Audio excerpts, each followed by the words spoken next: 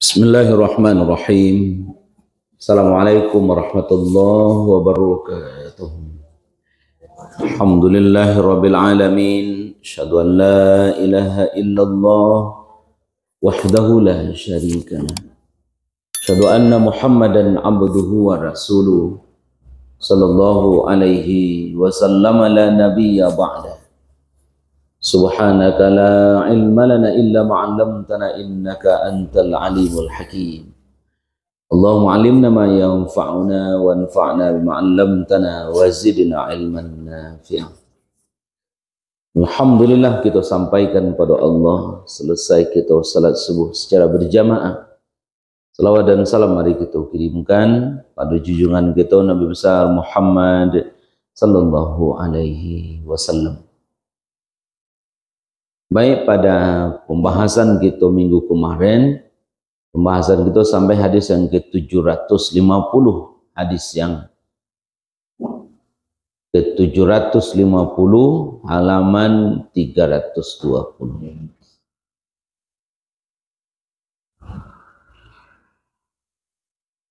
Pagi kini kaji awak halaman 321. Hadis yang ke-751.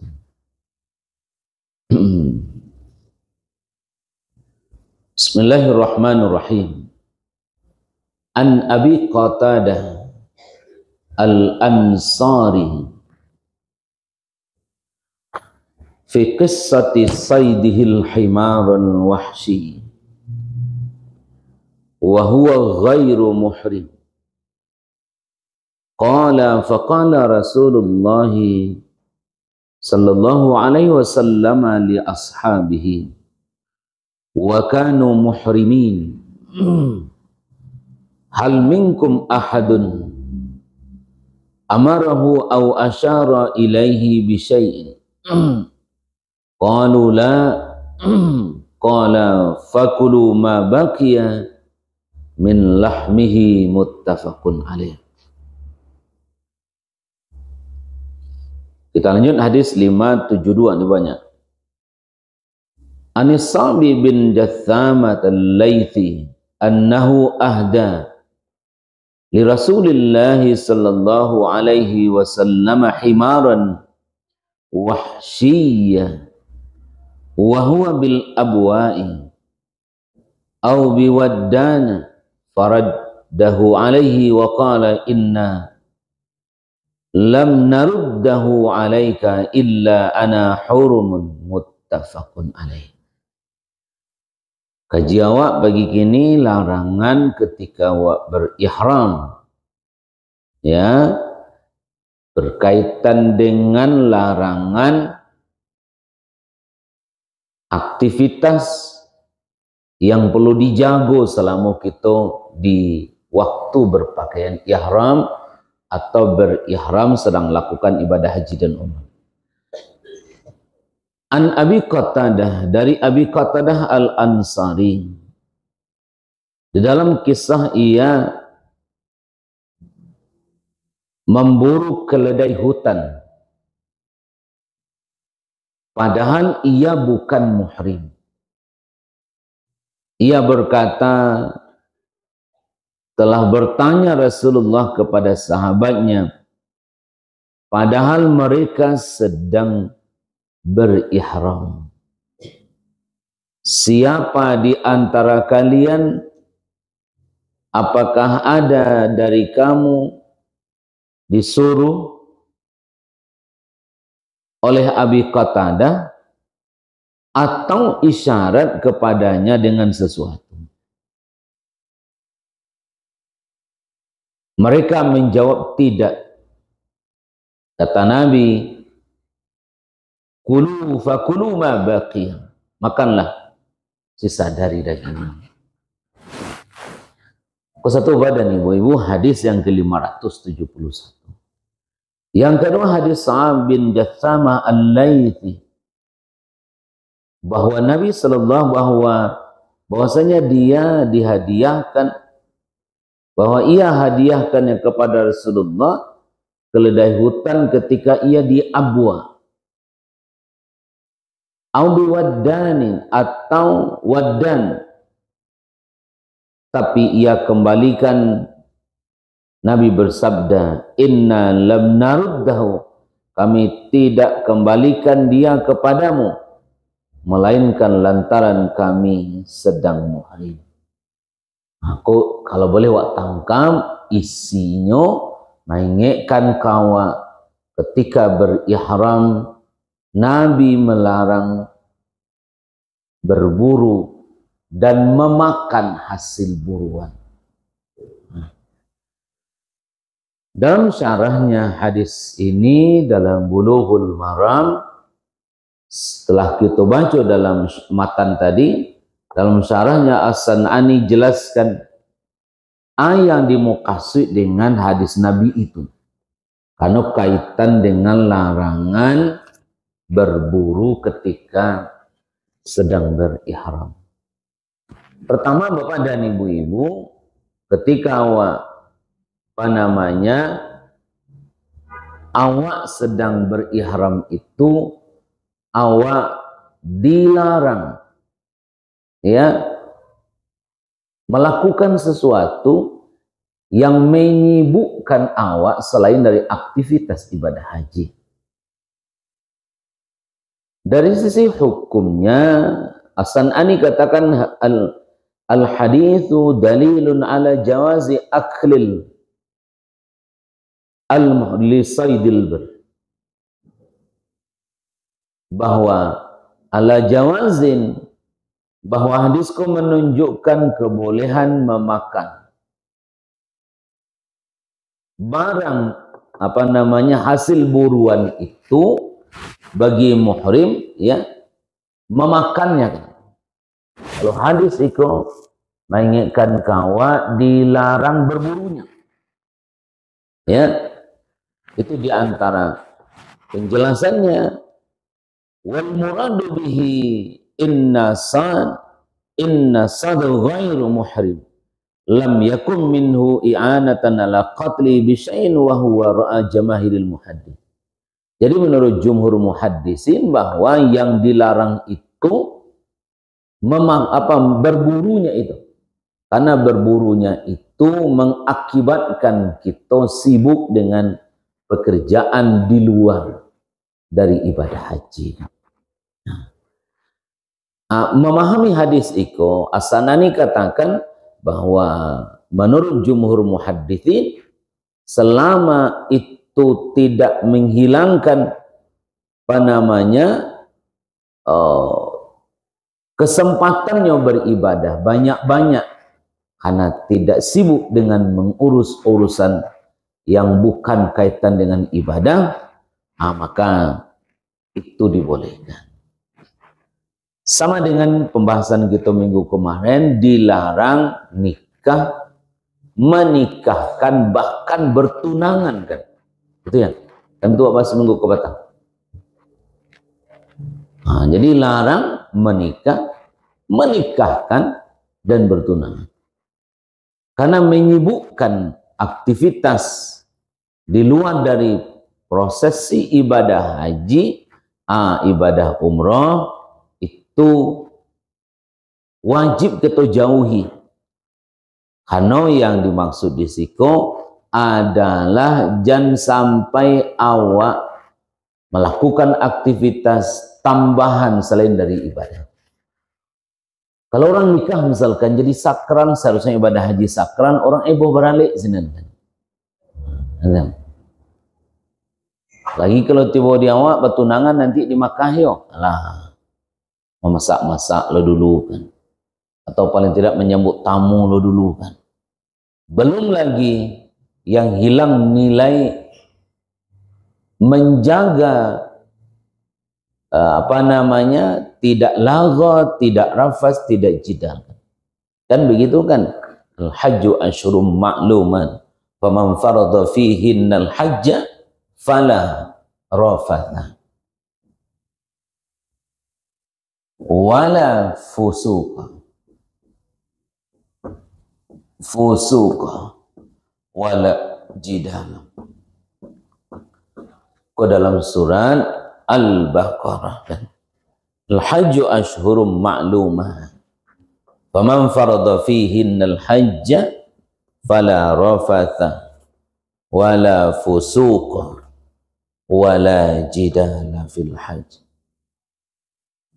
Halaman hadi ayat yang 197. 197. Al-hajju ashhurum ma'lumat. Faman farada fihinnal hajja fala rafatha. Siapa yang menetapkan di dalamnya haji, maka janganlah mereka berkata rafath, wala fusuk, jangan berbuat fasik, wala jidala, jangan bertengkar fil haji, dalam berhaji. Tuh Bapak dan Ibu-ibu hadirin berbahagia, bahagian dari syariat yang mesti dijaga ketika melakukan ibadah haji. Siapa al-haji itu asyhurum ma'luman, pada bulan yang dimaklumi, sudah ditentukan. Amaku ketika musim haji itu tiga ko jago elok-elok, jangan kata rafas, jangan kata-kata yang jorok, jangan kita jidal, bertengkar di situ. Wala fusuk, dan jangan berlaku fasik. Dari ayat itu tentu karajo yang mengarah kasinan mesti dijauhi. Ya. Sebentuknya wajib kita jauhi. Kalau dilihat dalam hadis 572 tadi, 752 itu, bahwa Nabi Shallallahu Alaihi Wasallam dari Sa'ad bin Jathamah al-Laythi, bahwa Nabi dihadiahi ya seekor keledai hutan ketika ia di Abwa atau di Waddan, tapi ia kembalikan, dan Nabi bersabda, kami tidak kembalikan dia kepadamu melainkan lantaran kami sedang berihram. Baik, itu kira-kira Bapak dan Ibu-ibu, kalau kita ambil kandungan makna dari hadis yang kita bahas tentang berburu iko Bapak dan Ibu-ibu, awak jangan sampai dilalaikan dari beribadah ketika melakukan haji dan umrah. Apalagi sempat berburu kan. Makanya kalau ada orang ibadah haji, jangan sampai di musim haji itu inyo habis dengan hal-hal yang tak berguna. Kadang-kadang kan ada orang selesai salat berkumpul-kumpul mau otak. Kalau tidak produktif, otak itu mengalah. Kenapa tidak kita isi dengan baca Quran? Kita isi dengan yang lain. Kita isi dengan berzikir. Padahal Bapak dan Ibu-ibu, kesempatan yang sama dengan haji dan umrah, sama beratnya kan, sama perjuangannya, cuman waktu yang berbeda, baik penentuan waktu dan penentuan tempat dan seterusnya, penentuan waktu dan biayanya, kesempatannya. Tapi menjalani keduanya dituntun awak untuk beribadah sebanyak-banyak. Baik, kita lanjutkan. Kira-kira poinnya begitu. Hadis yang ke-573. An Aisyah taqalat, qala Rasulullah, khamsun minad dawabi kulluhunna fawasiku yuqtalna fil hilli wal al-aqrabu wal hida wal ghurabu wal fa'ratu wal kalbur aqul, muttafaqun alaih. Khamsun minad dawabi kulluhum kulluhunna fawas yuqtanna fil hilli wal al-aqra wal hid'atu wal ghurabu wal fa'ratu wal kalbul. Kata Nabi SAW melalui lisan Aisyah, kata Aisyah, Nabi bersabda, khamsun, ado limo. Ana limo tu binatang, semuanya binatang itu binatang, kalau jahit kurang pas ya, binatangan namanya itu, binatang berbisa lah kan, atau binatang yang ya, tidak boleh dibunuh di tanah halal dan di tanah haram. Yang dilarang itu kalajengking, elang, gagak, tikus, anjing penggigit kan. Itu disampaikan di Nabi Ahwa, larangan membunuh binatang yang 5 itu. Ya, itulah malia. Hadis sampaikan Aisyah, Nabi bersabda, 5 binatang semuanya binatang jahat, boleh dibunuh di tanah halal ataupun di tanah haram. Iko bapak dan ibu-ibu, berarti diperintahkan awak kalau ketemu iko awak membunuhnya kan. Mana yang tanah haram itu Mekah dan Madinah ya.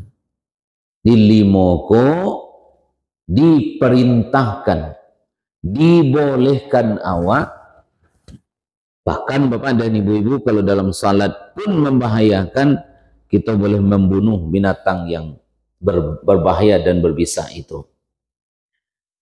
Ana limo itu bapak dan ibu-ibu, disebut ialah tadi bahwa ana limoko, kalau tadi di Makkah kita tidak boleh berburu membunuh binatang, ana limoko boleh.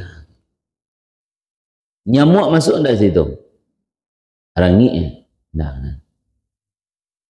Bahkan kalau di Makkah digigit rangi awak, padiamnya.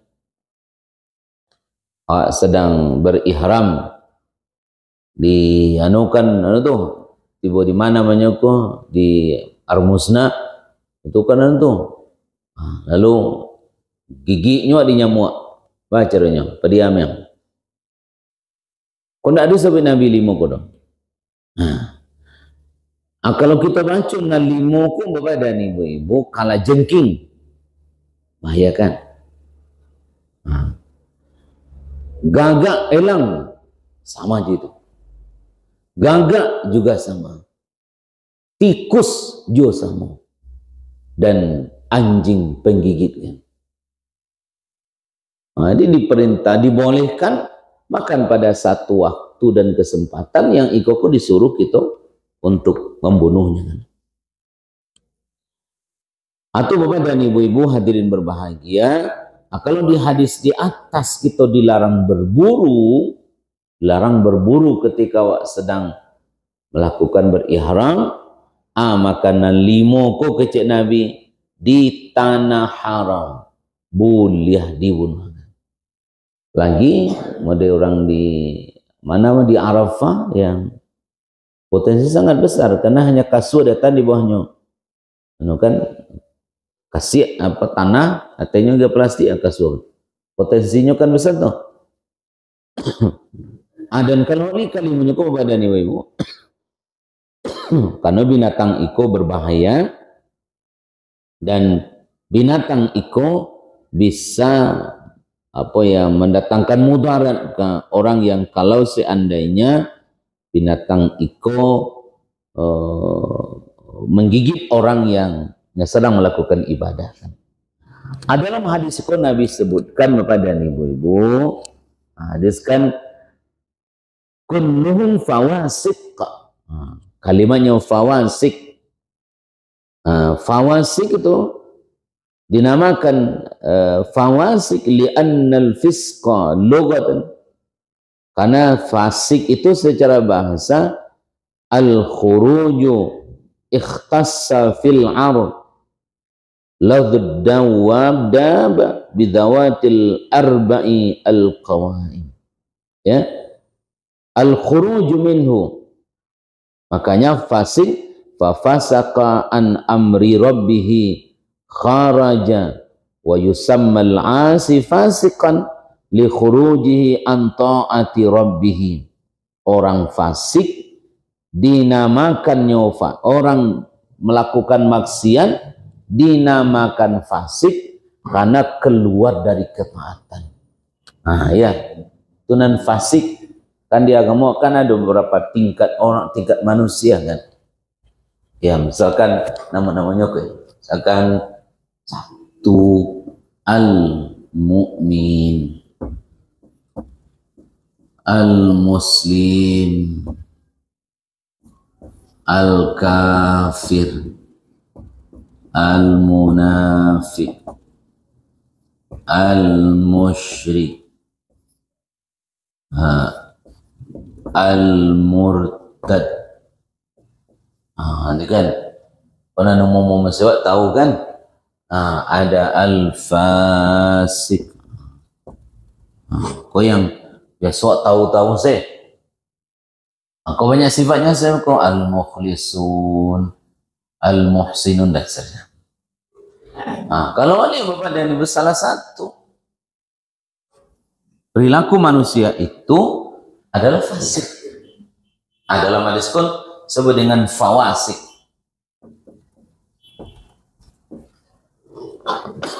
Kulluhunna fawasik. Kasadoannya Tuhan fawasik. Apa nan fasik itu? Al-khuruju an ta'atillah. Itu nan fasik tuh. Fasik maknanya keluar dari taat ke Allah. Di salamu karajonyo itu maka orang tuh fasik. Asenggo wak pahami ke dulu ya, selain dari membahas tadi al-khuruju an ta'atillah, orang yang keluar dari taat kepada Allah. Ketika nyo keluar dari ketaatan kepada Allah itu inyo sama sedang melakukan meninggalkan identitas dirinya sebagai hamba Allah, nyo lakukan yang dilarang oleh Allah. Makanya dibagilah di ulama fasik itu jadi dua. Ada fasik akbar, ada asghar. Ada fasik itu yang levelnya rendah, ada nalah tinggi. Kalau fasiknya lah tinggi innal ammal ladzina fasaku fama'wahumun nar. Adapun orang-orang fasik biswa tinggalnya, laloknya, menetapnya di neraka. Kenapa khuruj an ta'atillah? Jadi orang fasik itu Jumat wajibnya tidak Jumat. Wajib tutup auratnya, buka aurat. Wajib salat 5 waktunya tak salat. Wajibnya hajinya tidak pergi haji. Wajibnya zakat tapi tidak nyoka keluarkan piti. Wajib berjihad negakkan agama Allah tak mau. Itu namanya fasik. Mengarajaukan dan disuruh melarang, mantikan dan dilarang. Itu fasik tuh. Kasuwuknya Tuhannya kekidahan. Kekidahnya Tuhannya kasuwuk juga. Itu namanya fasik. Dan disuruh dilarang, nalarang di kerajaan. Itu fasik. Kalau sampai pada level ikokoha, maka mereka bisa sampai dicap dengan ma'wahumun nar. Itu kan dalam surat As-Sajdah tuh, kalau pergi Jumat ya sebagian surah wawak membaca itu. Wa man ladzina fasahu fa ma'wahumun nar kullama aradu ayakhruju minha, ketika inginnya keluar dari neraka itu uidu fiha, baliannya balik. Larinya keluar, masukkan balik ke dalam. Oh itu ya. Wakil dalam zuku azab. Dikatakan rasona dulu tidak semain subuh jo. Rasokanlah azab dulu, buka aurat jo ke pasar padang dua. Rasokan jo lah. Menggalih barang-barang haram jo. Rasokanlah akibat main chip. Ini kan main chip. Tapi main chip. Tidak tahu dulu. Ya do namanya main chip je. Akibat dari kefasikan itu Nabi sebutkan bahwa seluruh binatang yang disebut tadi fawasik disifati. Dalam hadis itu As-San'ani sebutkan dalam Subulus Salam, wa tasmiyatuha fawasik li'annal fisqa lughat al-khuruju, bahwa dinamakan fawasik karena al-fisik itu atau fasik orangnya, al-khuruj maknanya keluar, ya, fasaqa an amri rabbih. Disifati dengan fawasik itu, ya, bidzalika li khurujiha an hukmi ghairiha minal hayawanat fit tahrimi qatlil al-muhrimillah. Ya. Kenapa? Karena keluar dari binatang yang dilarang wak berburu di masuk haji, tapi nalimoko kalau basobok buliah kata. Itu namanya al-khuruj. Kata As-San'ani, ya, li khurujiha an hukmi ghairiha minal hayawana, karena keluar dari hukum binatang yang dilarang secara umum. Binatang lain tak boleh diburu, tapi tibo dinyo dibuliahkan. Anan limoko, kalau kita baca binatang ko bisa membahayakan, ya kan? Kita tanya, boleh tidak membunuh rangi kalau digiginya di Arafah? Kalau tidak tuh bagak-bagak rangi senan kan, kanyang-kanyangnya kan, bagak-bagak lo kan, kok tahu lah nyora siwawak kan, kok tahu nyora siwawak kan, kok bunuh lah kan, kena dam, kok tahu lah nyo ndak uliah dibunuh weh, pada saya kan. Ada beberapa pendapat ulama sebagai bentuk ihtiyat, ada yang mengatakan sebaiknya diusir saja. Jadi kalau di Arafah itu rangi sangat banyaknya, ya. Kalau awak di Muzdalifah enggak mana manjelangan, ya. Tapi kalau sedang awak berihram itu ketemu dengan rangi nyamuk, ada yang sebut bahwa sebagai ihtiyat, kehati-hatian, usir saja, jangan dibunuh. Tapi yang kedua, ada yang berpendapat larangan itu sebenarnya jangan sampai penganawa sibuk jumuru itu kan. Maka kalau memudaratkan kawan, lagi ibu dan bapak orang berkumpul sadonya, kan bisa saja potensi orang ada orang penyakit bau tuh, giginya surangkan, pindahkan lain, sama sakit berjamaah begitu. Maka ada pendapat kedua, katakan binatang yang memudaratkan termasuk nyamuk itu dibolehkan membunuh. Itu pendapat kedua. Kenapa kok dibolehkan? Karena bapak dan ibu-ibu, yang dilarang tuh berburu dan membunuh itu adalah awak jangan sampai sibuk dengan binatang berburu yang tadinya awak beribadah, inilah disibukkan dengan yang Ya, itu nan kedua. Tapi tentu selagi awak bisa mengusir, usir saja. Tapi kalau lah merasa awak digigit nyot tampam yang ada. Merasa yang me ambo yang kugo ya. Tampamnya kan. Karena ketika di apa tuh nyamuknya sangat banyaknya kan. Sementara kalau awak lah ya begitu dan sehingga kalau apa namanya di saat orang lakukan ibadah haji itu dan terkena dia digigitnya di nyamuk, menurut pendapat sebagian ulama itu dibolehkan.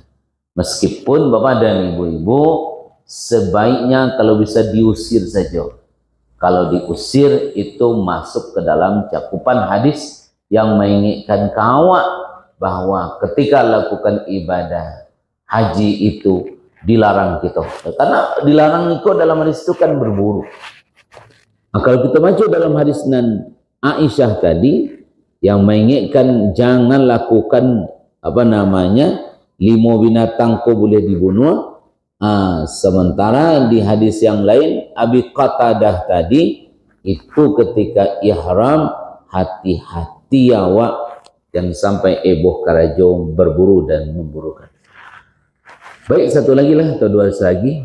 Itu hadis yang 57754. An Ibni Abbas anna nabiyya ihtajama wa huwa muhrim.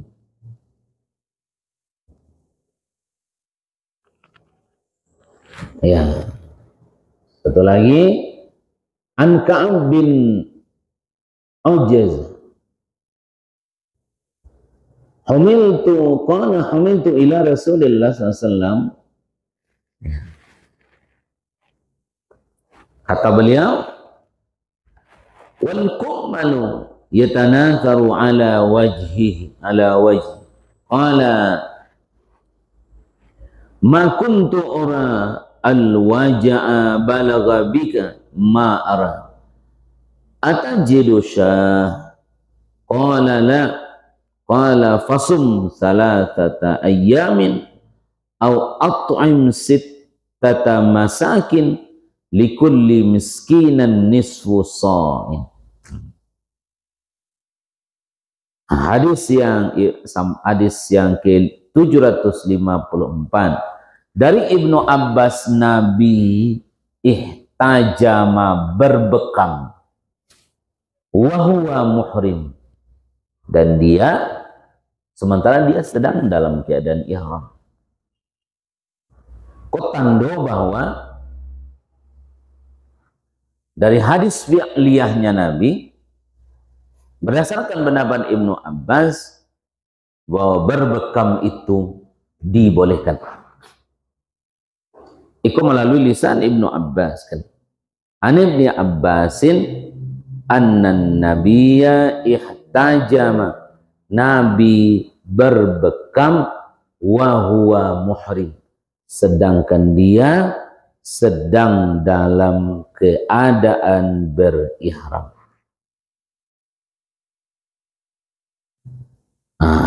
Tapi ada hadis lain nanti kita bahas, tapi karena ketemu iko hadisnya kita bahas dulu bahwa hadis yang mengingatkan kawaan dan nabiyya ihtajama wa huwa muhrim. Wadzalika fi hajjatil wada, bahwa ikut terjadi kata Hasanani ketika di haji wada. Ya, dalla ala jawazil hijamati lil muhrim wa huwa ijma'un fi ra'si wa ghairihi idza kana li hajjah. Kata Hasanani bahwa hadisku menunjukkan bolehnya berbekam. Tapi ada alasan idza kana li hajah, karena memang butuhnya kan. Karena butuhnya untuk berbekam kan. Tapi bila mana sehingga kalau butuh tidak ada fidyah, fala fidyata alaihi. Ya, jadi kalau memangnya butuh, apalagi nanti berbekam, tentu kalau kapalo yang dibekam dipotong rambut ya kan ndak kepala potong tu kan, rambut dipotong. Maka dalam keadaan hajah, kan ada orang yang bekam ku memang rutinnya tiap bulan kan, kan? Tu dinyonya ubeknya kan, berbekam sekali sebulan kan. Kebutuhan dinyo. Bagi orang yang hajah memang begitu, kata Hasan Ani, itu boleh dinyo berbekam. Meskipun sampai potong rambut. Padahal awak sedang berihram, kan tidak boleh kan? Tidak boleh kemarin potong kuku, gitu ya kan? Potong rambut, cabut bulu-bulu yang ada di tubuh, bunuh binatang, berburu dan sebagainya. Itu dilarang. Kemarin ada kita rinci jadi 11 kan. Dirinci sabaleh yang mesti dijago, jangan sampai nan sabaleh rusak ibadah haji awak ketika melakukan awak berihram, sedang berihram, kita lakukan itu. Akan kita bahas beberapa. Termasuklah di siku bahwa ternyata bila mana hajah, meskipun sampai potong rambut, jaizatun indal jumhuri, itu dibolehkan kata Hasan Ani, itu boleh meskipun nyopotong rambut tak bayar fidyah. Wakila tajibu fihal fidyah. Kalau sampai memotong rambut, menurut pendapat yang lain tidak jumhur ulama wajib bayar fidyah.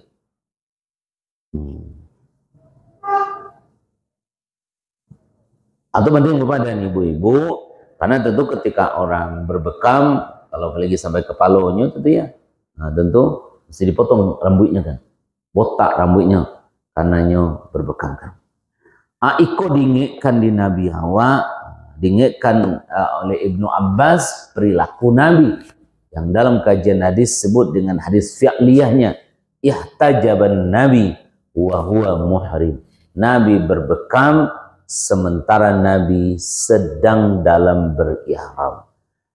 Kalau hajah memang dibutuhkan, dibolehkan. Bagaimana konsekuensinya? Kata jumhur enggak ada bayar fidyah. Meskipun ada yang berpendapat karena ikut sudah melanggar larangan-larangan ketika berihram, maka wajib juga bayar fidyah. Kalau itu dibutuhkan.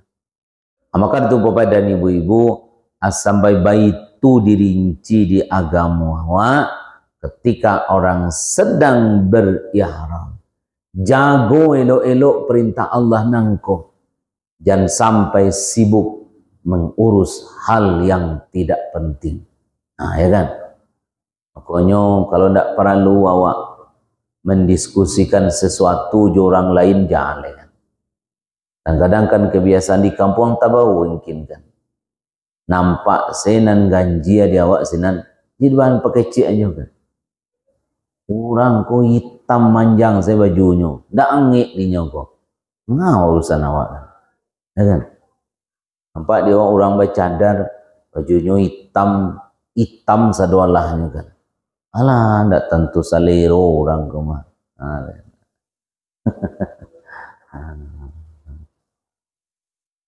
Ada usah dia kan. Karena adu-adu senang jadi persoalan. Adu-adu senang kadi diskusi jadi bahan pembicaraan. Pagi ko diingatkan dia agama kawa. Berapa hadis cerita tentang hal-hal yang mesti diperhatikan ketika sedang berihram, diingatkan ke kita jangan sampai sibuk awak mengurus hal yang tidak penting ketika melakukan ibadah haji dan umroh kan. Itu dulu lah banyak kejiwaan. Amalkan di awak itu, pahami di awak Bapak dan Ibu-ibu, dan ikut penting wak pahami dalam rangka menyingkap misteri seluruh yang diingatkan Nabi kawa kaitan dengan prosesi ibadah haji dan umroh kan.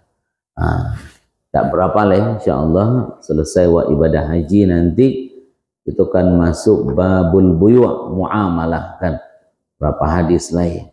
Mudah-mudahan ketika selesai pembahasan ibadah haji nanti berazam bertekad awak pergi umrah bersama-sama kan ya. Umrah bersama-sama. Ndak mahal doh kecil orang kayu kan.